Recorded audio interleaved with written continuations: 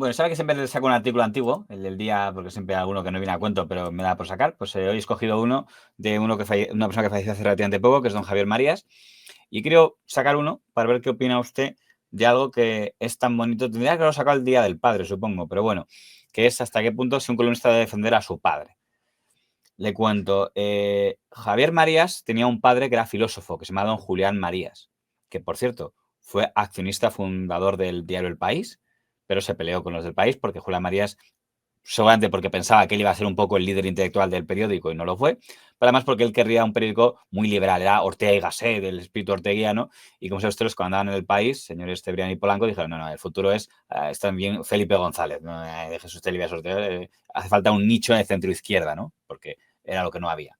Y quedó fuera. Pero en su origen, Julián Marías curiosamente tenía un pedigrí muy antifranquista, o sea, aunque era alguien que podíamos considerar de derechas, digo el padre, no el hijo. El padre era una figura, un filósofo que había estado en la cárcel durante la dictadura, etcétera, y había estado un poco marginado.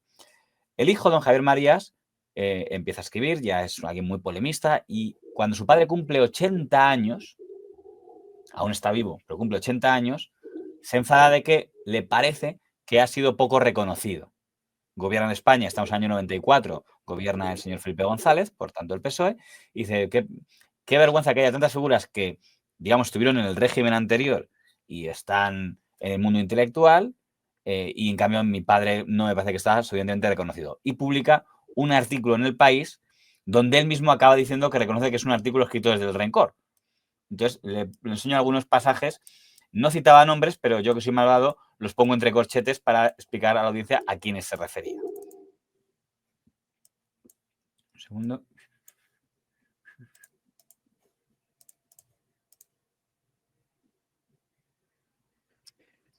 No está bien que sea yo quien escriba este artículo. Es poco elegante que el padre hable del hijo, pero el padre cumple 80 años y el hijo ha tenido que oír demasiadas sandeces en boca de imbéciles o malvados. El padre estuvo en el bando republicano, en la guerra civil, colaboró con Besteiro hasta su rendición y después. Al terminar la contienda fue denunciado por su mejor amigo, pasó un tiempo en la cárcel y pudo ser fusilado. ¿Qué ocurría con los compañeros de generación durante la guerra y la victoria? Mientras al padre le pasaba lo contado, otro filósofo, José Luis López Aranguren, tildaba en un libro de Holgorio Plebeyo a la República y ocupaba el saneador puesto de delegado a Tabacalera en una provincia. El novelista eximio Camilo José Cela se ofrecía como delator y recibía alguna condecoración franquista. Fue ministro de Franco quien luego pudo defender al pueblo, Joaquín Ruiz Jiménez. Tuvo cargos institucionales el historiador que lanzó soflamas en plena guerra contra los tibios, Pedro Laín Entralgo. Nadie les ha pasado cuentas. La etapa democrática los ha jaleado y los consideran maestros. No creo que al padre le importe mucho, pero el hijo ha tenido que soportar muchas sandeces. El hijo se disculpa por hacer público su resentimiento. El diario El País se decidió publicar, con lo cual entiendo que aunque era polémico, pero a mí me llama la atención porque no creo que tenga muchos ejemplos de esto. Generalmente suele haber, estoy convencido que suele ser, el que publica esas cosas suele ser algún amigo, algún discípulo, pero es raro que sea, como él mismo se llama a sí mismo, el hijo. Y le quería preguntar su opinión sobre lo que acaba de leer. Por cierto, todos los que cita estaban vivos en ese momento, ¿eh? No está atacando a ningún muerto. O sea, escribe ese artículo cuando está vivo Ruiz Jiménez, cuando está vivo Camilo José Cela, cuando está vivo Pedro Laín Entralgo. O sea, si se quiere poner un punto a favor, no está atacando a muertos, está atacando a vivos. Es verdad que no les cita por su nombre, el corchete es de servidor, pero era fácil deducir. De hecho, los hijos de López Aranguren se hicieron una carta de réplica y tuvo ahí una polémica un poco agria. Pero ¿qué le parece tanto lo que ha hecho, ya digo, poniendo en favor que está dando de gente que está viva? No está, como ahora todo el mundo se mete con muertos, pero en ese momento lo hacía Javier Marías, no está haciendo, digamos, como los que machacan la encarna cuando está muerto, ¿no? Él estaba hablando de gente que estaba viva, aunque ninguno le respondió. Tampoco los está nombrando directamente. Como bien usted dice, los corchetes son suyos. Por tanto, siempre tenemos ese... El truco peñafilero, ¿eh? Es decir, yo no íbamos a hablar he dicho justo. Yo nunca he dicho eso, yo nunca le nombré, yo podía estar hablando de además, cualquiera. siempre lo saben ustedes, los que siguen este canal, es lo que yo más tengo yo grabado de la señora Campos. Nunca lo entenderé. O sea, digo, alguien de su nivel que cayera en eso. No, yo nunca dije de quién me estaba refiriendo y además lo repitió varias veces. Digo, ¿pero por qué? ¿Por qué? Bueno, en fin. Pues, Entonces, ¿qué le parece lo de un columnista que está empezando, que decide defender con un artículo en defensa de su padre, que alguien puede decir, oiga, si su padre quiere ajustar cuentas, lo puede hacer él. ¿Por qué lo tiene que hacer el hijo en su nombre?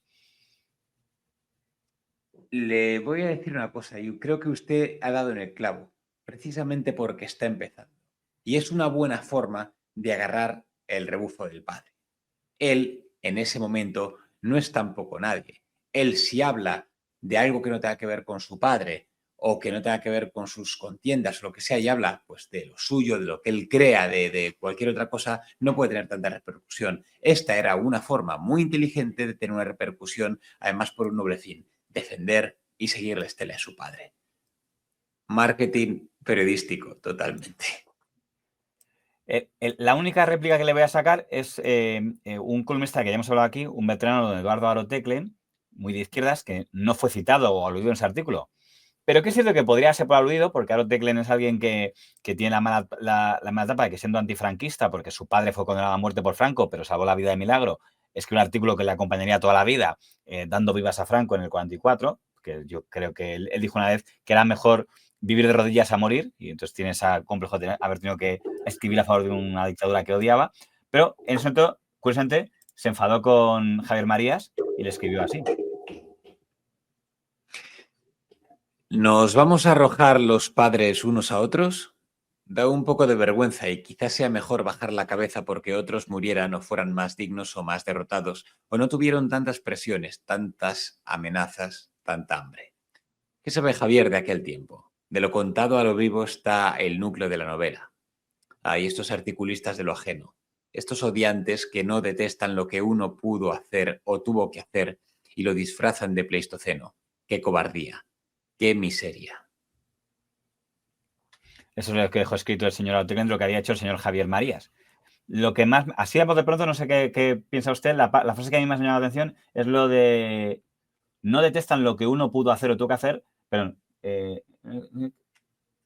está claro, dice, no detestan lo que uno pudo hacer, sino lo que hace ahora. Sí.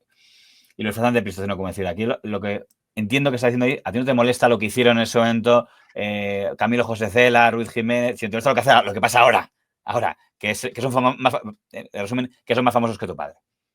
Estamos hablando de España en el 94. Él, hay que situarse, está diciendo que en España en el 94 la gente sí sabía quién era Joaquín Ruiz Jiménez porque era profesor del pueblo, quién era Camilo José Cela porque era Nobel, y no sabía a lo mejor quién era Julián Marías. Dice, lo que viene a decir Arotecle, lo que te molesta no es lo que hicieron entonces, sino lo que hacen ahora, que son más famosos que su señor padre. Entiendo que esa es la acusación que hacía. Y también un poco creo que le deja en evidencia como diciendo, tú qué sabes, ¿no? O qué sabes lo que tuvimos que pasar, o por qué en ese tiempo unos actuamos como tuvimos que actuar. Tú qué sabes ahora desde tu situación en plena democracia, ¿qué me estás contando?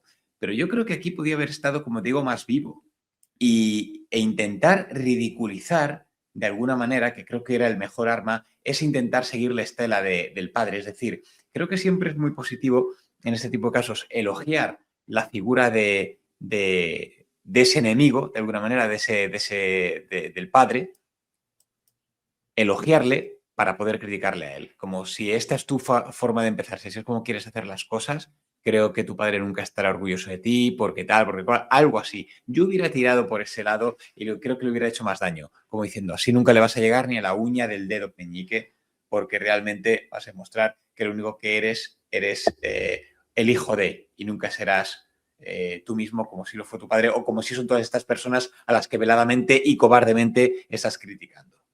Lo curioso es que, claro, efectivamente en el año 94, Javier Marías, a pesar de que desde muy joven ya era un escritor porque escribía cosas, podía ser efectivamente el hijo de Julián Marías, pero lo que son las curiosidades que luego con el paso del tiempo ha sido casi al revés. Ha acabado siendo, yo creo, por lo menos en la prensa, que es mi campo, yo creo que la prensa ha acabado siendo más conocida la firma Javier Marías, con el máximo respeto al filósofo, que la de su padre para los lectores de periódicos.